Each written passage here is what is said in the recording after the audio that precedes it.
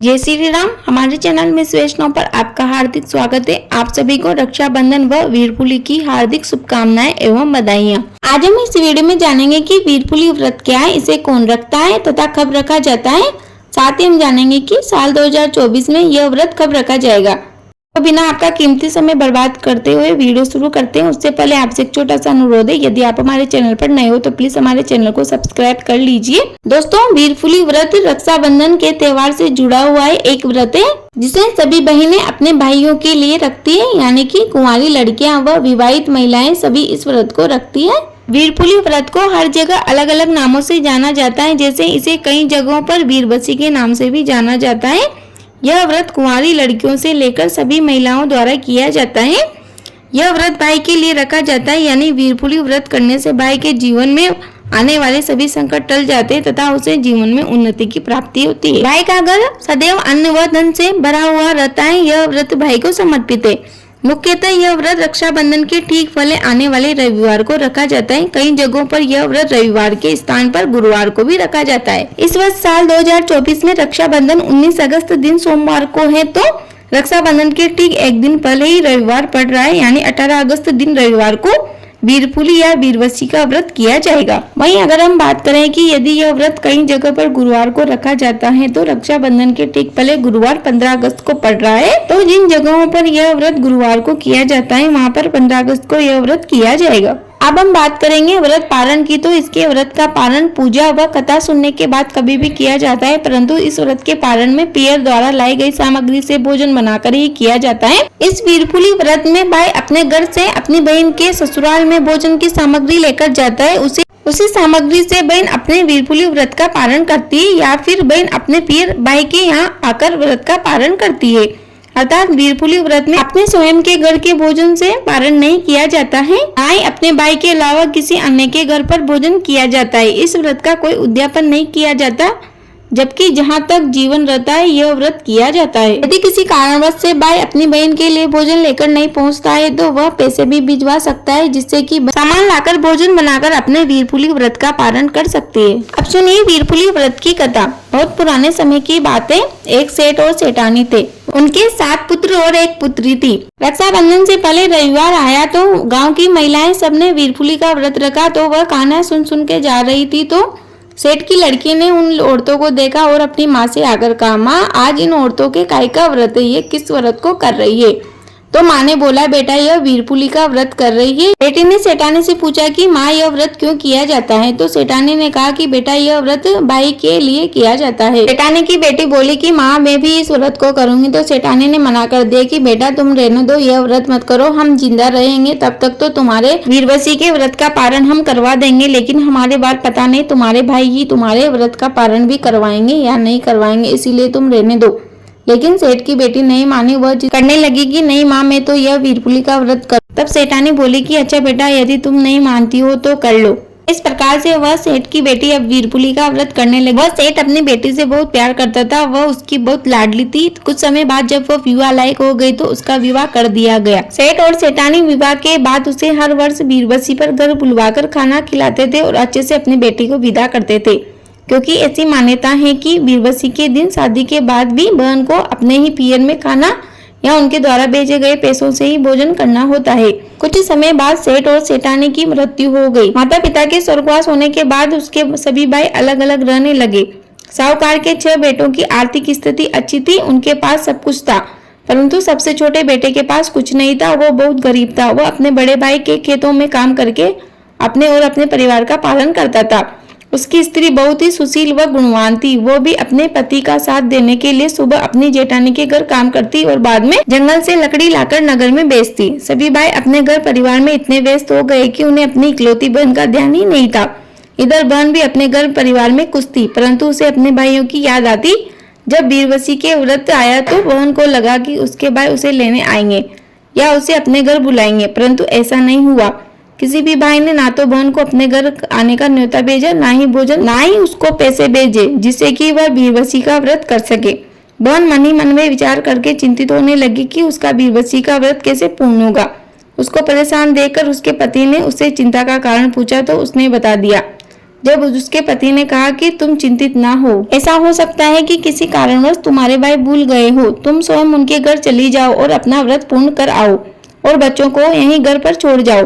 पति की आज्ञा लेकर वह सबसे पहले अपने सबसे बड़े भाई के यहाँ गई। उसने वहाँ जाकर अपनी भाभी से पूछा, भैया कहाँ हैं? आज बीरबसी का दिन है। भाभी ने कहा, आपके भाई तो बाहर गए हैं। ऐसा कहकर अपने काम में व्यस्त हो गए। इसी प्रकार से वह सेठ की लड़की अपने बाकी के 6 भाइयों के घर गई। सभी भाभीयों ने उसे कुछ ना कुछ बहाने से टाल दिया। इस प्रकार वह सेठ की लड़की बेचारी बहुत निराश हो गई और अंत में वह अपने 7वें भाई यानी सबसे छोटे भाई के घर गई, जो बहुत गरीब था।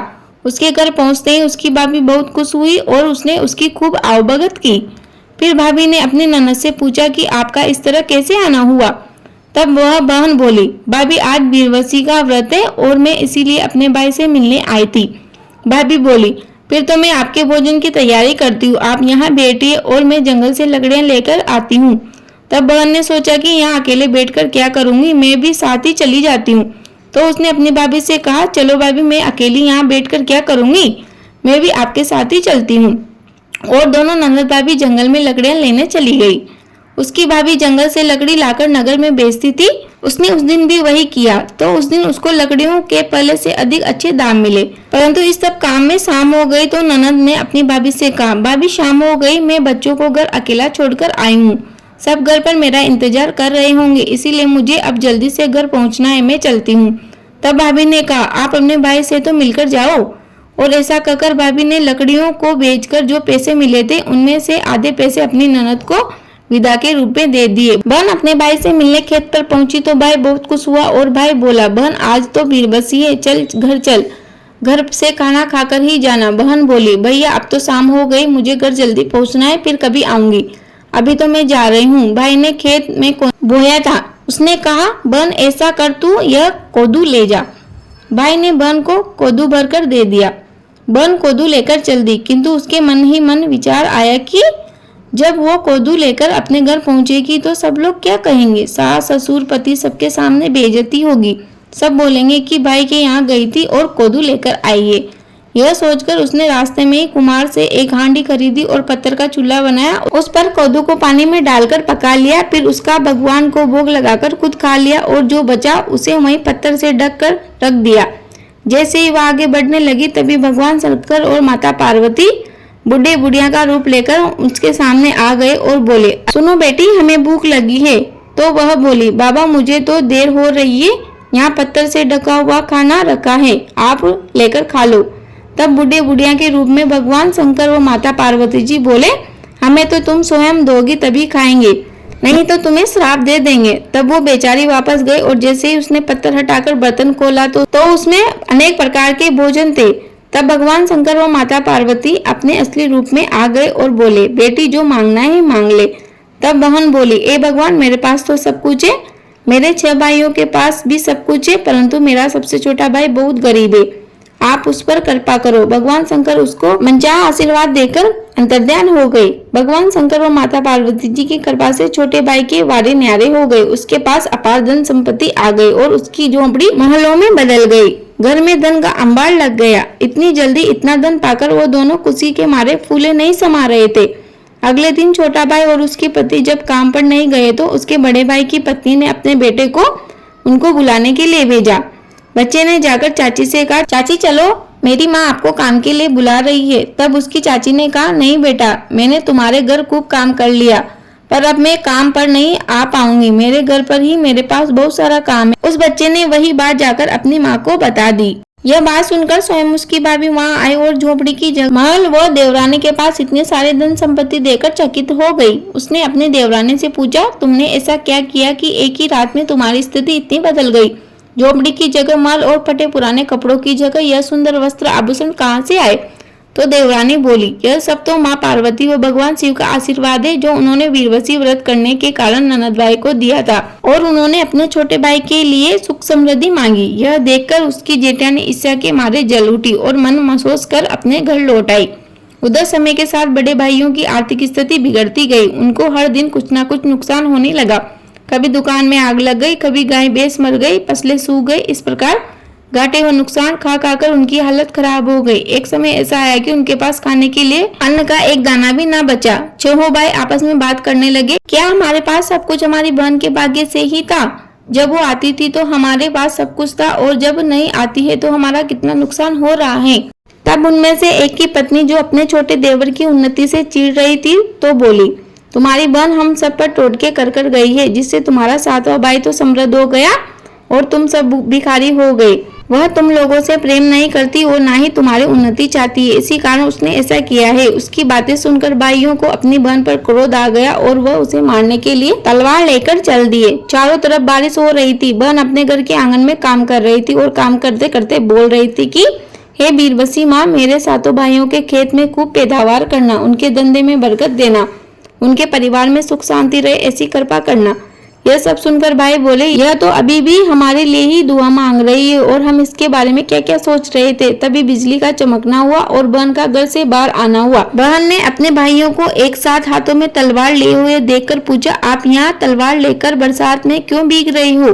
तब भाई बोले कि हम तो तुझे मारने आए थे। तेरी भाभीओं ने बताया कि तू बीरबसी के दिन आई थी और उसके बाद तू कुछ ऐसा करके गई कि हमारा नुकसान ही नुकसान हो रहा है और छोटा भाई तरक्की कर रहा है। तब बहन ने कहा, भैया अगर आप मुझे मारने आए हो तो मार दो, लेकिन मैंने ऐसा कोई जादू टोना नहीं किया। तो भाई बोले, फिर तू जिस दिन से वापस गई है तब से हमारे घाटा ही घाटा क्यों हो रहा है? क्यों हमें हर काम में नुकसान उठाना पड़ रहा है? तब बहन बोली, भैया मैंने तो आप लोगों की खुशहाली के लिए बीरबसी का व्रत किया था और उस दिन मैं आप लोगों के पास गई थी और फिर उसने सारी कहानी सुना दी। उस दिन जो उसके साथ हुआ उसने सब कुछ बता दिया, किस तरह माँ पार्वती व भगवान शंकर उसके सामने आए और उसकी परीक्षा ली और उसको वर मांगने को कहा और उसने क्या वर मांगा। यह सुनकर उसके भाइयों को अपनी गलती का एहसास हुआ। तब उन्होंने कहा, बहन अब से बीरबसी पर तुम मेरे घर आना। फिर सब बहन को अपने घर बुलाने के लिए आपस में झगड़ने लगे। तब बहन बोली, भैया मैं सबके घर आऊंगी, सभी के यहाँ खाना खाऊंगी। जब बीरबसी का दिन आया तो बहन अपने सभी भाइयों के पास गई और सबके यहाँ से थोड़ा थोड़ा भोजन लेकर भगवान को भोग लगाया। भगवान को भोग लगाने के बाद स्वयं खाया। फिर उसने भगवान से प्रार्थना करी, हे ईश्वर इन नादानों को क्षमा करो, इनसे जो भी गलती हुई है उसे इनकी नादानी समझकर क्षमा करो। हे भगवान भोलेनाथ, हे माँ पार्वती, इन सब पर कृपा करो और इनको पहले की बात ही समृद्ध कर दो। तब से ही सब भाई अपनी बहन को आदर सत्कार के साथ बुलाने लगे और उनके घर में पहले जैसी सुख समृद्धि हो गई। प्रेम से बोलिए शंकर भगवान की जय, माँ पार्वती की जय, बीरबसी मैया की जय। यह कथा यही समाप्त होती है। कथा अधूरे रहे हो तो पूरी कर जो, पूरी हो गई हो तो मान कर जो भी इस कथा को पूरी सुने भगवान उसकी सभी मनोकामनाओं को पूर्ण कर जो। मुझे उम्मीद है आपको यह वीडियो अवश्य उपयोगी लगी होगी। प्लीज वीडियो को लाइक करें, शेयर करें, कमेंट बॉक्स में जय श्री राम अवश्य लिखे। आपने अभी तक हमारे चैनल को सब्सक्राइब नहीं किया हो तो प्लीज चैनल को सब्सक्राइब कर लीजिए। जय श्री राधे कृष्ण। आपका दिन शुभ हो। धन्यवाद।